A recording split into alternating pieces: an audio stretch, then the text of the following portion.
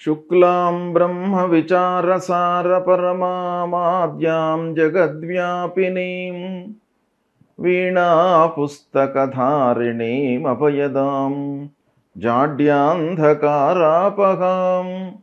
హస్తే స్ఫాటికమాలికాం విదదతీం పద్మాసనే సంస్థితాం వందే తాం పరమేశ్వరీం భగవతీం బుద్ధిప్రదాం శారదాం. శ్రీ మహాగణాధిపతయే నమః. శ్రీ మహాసరస్వత్యై నమః. శ్రీ గురుభ్యో నమః. 2024 సంవత్సరం డిసెంబర్ మాసంలో ధనుస్సు రాశిలో జన్మించినటువంటి వారికి, అంటే ధనుస్సు రాశి జాతకులకు గోచార ఫలితాలు ఎలా ఉన్నాయో తెలుసుకుందాం. ముఖ్యంగా ఈ డిసెంబర్ మాసంలో సూర్యుడు ద్వాదశ జన్మస్థానాల్లో సంచరిస్తున్నాడు, ప్రతికూలంగా ఉన్నాడు. కుజుడు అష్టమ స్థానంలో సంచరిస్తున్నాడు, చాలా ప్రతికూలంగా ఉన్నాడు. బుధుడు ద్వాదశ స్థానంలో సంచరిస్తున్నాడు, ప్రతికూలంగా ఉన్నాడు. గురువు షష్టమ స్థానంలో సంచరిస్తున్నాడు, ప్రతికూలంగా ఉన్నాడు. శుక్రుడు రెండో స్థానంలో సంచరిస్తున్నాడు, అనుకూలంగా ఉన్నాడు. శని మూడో స్థానంలో సంచరిస్తున్నాడు, అనుకూలంగా ఉన్నాడు. రాహువు అర్ధాష్టమ స్థానంలో ప్రతికూలంగా ఉన్నాడు. కేతువు దశమ స్థానంలో ప్రతికూలంగా ఉన్నాడు. ఈ విధంగా గ్రహస్థితి ఉంది. ఎక్కువ గ్రహాలు ప్రతికూలంగానే ఉన్నాయి కనుక ఓవరాల్గా మనం చూసినట్టయితే గ్రహస్థితి ప్రకారంగా ప్రతికూలతనే ఎక్కువగా గోచరిస్తుంది కనుక కొంత ఆచితూచి నిర్ణయాలు తీసుకోవాలి. కొన్ని విషయాలలో మట్టుకు మీకు అనుకూలత ఉంది. ఏంటంటే ఇంటి వాతావరణం మీకు బాగా కలిసి వస్తుంది. భార్యా పిల్లలతో సంతృప్తిగా ఉంటారు. కుటుంబ పెద్దలతో చర్చించి అన్ని నిర్ణయాలు తీసుకుంటారు. ఆదాయం స్థిరంగా ఉంటుంది. ఉద్యోగస్తులకు ఆఫీసులో అధికారులతో, తోటి ఉద్యోగులతో మనస్పర్ధలు సంభవించే అవకాశం బాగా కనబడుతుంది. కాబట్టి ఉద్యోగస్తులు కొంత జాగ్రత్తలు తీసుకోవాలి. ఇక అన్నదమ్ములు బంధువులతో కలహాలు తప్పవు. సాహసించి నిర్ణయాలు తీసుకోకండి. వ్యవసాయదారులకు, పారిశ్రామికవేత్తలకు, మిషనరీల మూలకంగా ఆటంకాలు ముందుకు వస్తాయి. చేతిలో ఉన్నటువంటి వ్యాపారము లాభసాటిగానే కొనసాగుతున్నప్పటికీ ఏదో రకమైనటువంటి ఆందోళన, పనులు అనుకున్న సమయంలో కాకపోవడము, వాటి మూలకంగా పనులపై మనకు మనస్సు దూరం అవుతుంది. ప్రారంభించినటువంటి పనుల లోపల ఆటంకాలు బాగా కనబడుతున్నాయి. ఆలస్యంగా పనులు పూర్తవుతాయి. పిల్లల చదువు విషయంలో మట్టుకు కొంత శ్రద్ధ వహించాలి. కొంత మీరు శ్రద్ధ తీసుకున్నట్టయితే పిల్లల యొక్క భవిష్యత్తు బాగా సెటిల్ అయిపోతుంది. మంచి సంస్థలలో వాళ్ళకి అడ్మిషన్స్ లభిస్తాయి. చదువు విషయం లోపల మట్టుకు కొంత శ్రమించినట్టయితే మీకు బాగా కలిసి వస్తుంది. ప్రయాణాలలో ఆటంకాలు కనబడుతున్నాయి. అలసట బాగా ఉంటుంది. అనవసరమైనటువంటి ఆలోచనలతో పనులు నిలిచిపోవడము లేదా స్లోగా ముందుకు జరగడము ఇలాంటివి కనబడుతున్నాయి. ఆర్థిక పరిస్థితి అనుకూలంగా ఉన్నప్పటికీ చేయు వృత్తి లోపల మట్టుకు అసంతృప్తి బాగా కనబడుతుంది. ఇక ఉద్యోగ ప్రయత్నంలో ఉన్నటువంటి వాళ్ళు తాత్కాలికంగా ఏదో ఉద్యోగం లభిస్తుంది కానీ శాశ్వతమైనటువంటి ఉద్యోగం కొరకై ఇంకా ప్రయత్నాలు చేయాలి.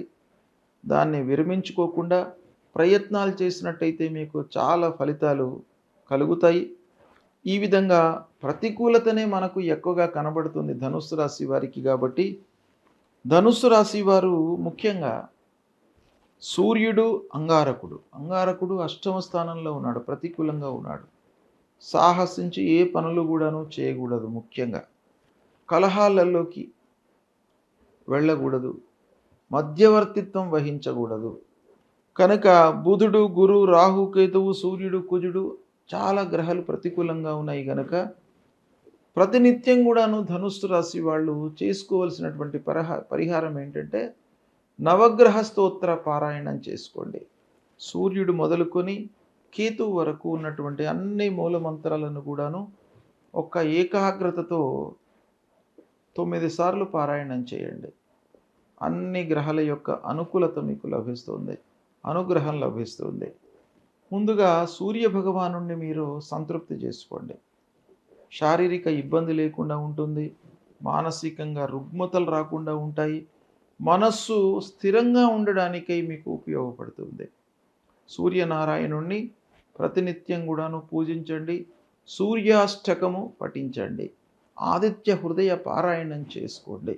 ఇక అంగారకుడు చాలా ప్రబలమైనటువంటి అష్టమ స్థానంలో ఉన్నాడు. కుజాష్టమం అనేటువంటిది చాలా ప్రతికూలమైనటువంటి సంచారం గనక అనుకోకుండా మీకు ఇబ్బందులు, రిపేర్లు, భూతగాదాలు, అన్నదమ్ముల మధ్య మనస్పర్ధలు ఇలాంటివన్నీ కూడాను వచ్చేటువంటి అవకాశాలు ఉన్నాయి గనక సుబ్రహ్మణ్య స్వామి దేవాలయానికి వెళ్ళండి. లక్ష్మీ నరసింహస్వామిని కొలవండి. ఈ 2 తప్పకుండా మీరు చేయాలి. అంతేకాకుండా కుజ భగవానుణ్ణి ప్రీతి చేసుకోవడానికి మూలమంత్రాన్ని పఠించండి. ధరణీ గర్భసంభూతం విద్యుత్ కాంచన సన్నిభం కుమారం శక్తిహస్తంచ మంగళం ప్రణమామ్యహం. ఈ మూలమంత్రాన్ని ప్రతినిత్యం చదవండి. లక్ష్మీ నరసింహస్వామి యొక్క చేయూత కొరకై కరావలంబ స్తోత్ర పారాయణం చేసుకోండి. తప్పకుండా మీకు అనుకూలత లభిస్తుంది. ఇక గురు భగవానుడు షష్టమ స్థానంలో ఉన్నాడు. బుధుడు ద్వాదశ స్థానంలో ఉన్నాడు. సూర్యనారాయణుణ్ణి, శ్రీమన్నారాయణుణ్ణి, దత్తాత్రేయ స్వామిని కొలవండి. వీటి మూలకంగా మీకు ఇబ్బందులు లేకుండా ఉంటాయి. ఆలస్యము కలగకుండా ఉంటుంది. అమ్మవారిని ప్రతినిత్యం కూడాను పూజించండి. దుర్గా సప్తశ్లోకి అని ఉంటుంది. ఆ దుర్గా సప్తశ్లోకిని ప్రతినిత్యం కూడాను మీరు పఠించండి, పారాయణం చేసుకోండి. ఆ దుర్గామాత మూలకంగా ఆ సప్త శ్లోకాలను 7 శ్లోకాలు దుర్గామాతకు సంబంధించినటువంటివి మీకు అందుబాటులో ఉన్నాయి. కాబట్టి ఆ 7 శ్లోకాలను మీరు ప్రతినిత్యం కూడాను పఠించినట్టయితే తప్పకుండా మీకు భయము, ఆందోళన ఇలాంటివన్నీ లేకుండా మానసిక ఇబ్బందులు మనకు కలగకుండా అమ్మవారు మిమ్మల్ని కాపాడుతారు. కాబట్టి ఇది ప్రతినిత్యం కూడాను చదువుకోండి. ముఖ్యమైనటువంటి శ్లోకం అందులో ఒకటి ఉంది. దుర్గే స్మృతా హరతి భీతిమశేష జంతో స్వస్త్యై స్మృతా మతిమతీవ శుభాం దదాసి దారిద్ర్య దుఃఖ భయహారిణికా త్వదన్య సర్వోపకారకరణాయ సదార్ద్ర చిత్త. ఈ మూల శ్లోకము ఇది చాలా పవర్ఫుల్ మంత్రం. ఇది మీరు ప్రతినిత్యం కూడాను జపించినట్టయితే ఆది వ్యాధులు లేకుండా ఉంటాయి మీకు.